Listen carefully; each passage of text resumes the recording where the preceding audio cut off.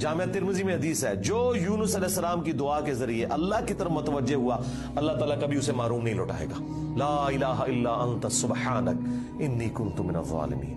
اور جمع کے صیغے سے پڑھیں گے تو لا الہ الا انت سبحانک انا کننا من الظالمین. وہاں تھا انی کنت من الظالمین, یہ ہے انا کننا من الظالمین. دونوں طریقے سے آپ دعا مانگ سکتے ہیں, بہترین دعا ہے یہ, اسم اعظم ہے دعاؤں کی قبولیت کے لیے.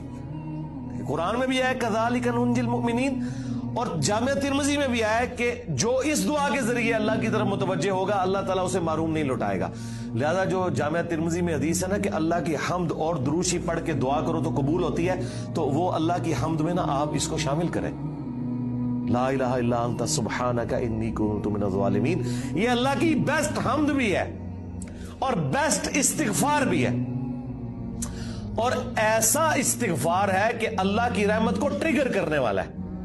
دیکھیں آپ نے اللہ تعالیٰ کی کس چیز کو ہائی لائٹ کی ہے کہ یا اللہ تو پاک ہے, تو غلطی کر نہیں سکتا, اس کی عظمت مان لی, اور پھر ساتھ ہی کہا کہ مجھے تو نے بنایا ہی ایسا ہے کہ میں غلطی کروں گا, تو دیکھ میں کمزور ہوں, میں مان رہا ہوں میں غلطی کروں گا, تو کر بیٹھا ہوں تو معاف کر دینا.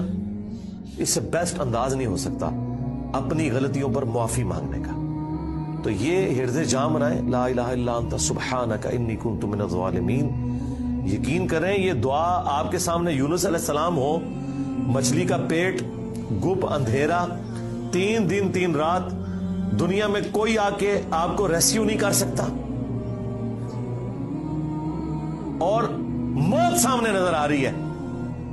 حضرت یونس علیہ السلام اسی طریقے سے بچے ہیں جیسے مردہ کو زندہ ہو جائے, اور یہاں لوگ کہتے ہیں بڑا گرم ذکر ہے جی, خوشبو لا کے کرنا چاہیے اور صاف ستھری جگہ. بھائی جس نے یہ کیا تھا اس سے زیادہ تعفن والی جگہ کوئی نہیں تھی, مچھلی کا پیٹ.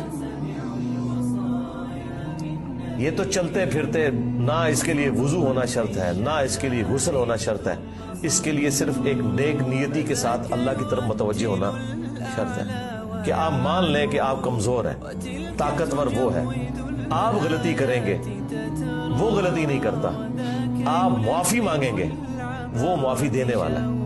اللہ بھی التواب ہے اور بندے بھی توبہ کرنے والے ہیں. اللہ کی توبہ یہ ہے کہ جب آپ اللہ کی طرف رجوع کرتے ہیں, توبہ کا مطلب ہوتا ہے رجوع لانا, تو اللہ آپ کی طرف رجوع لے آتا ہے.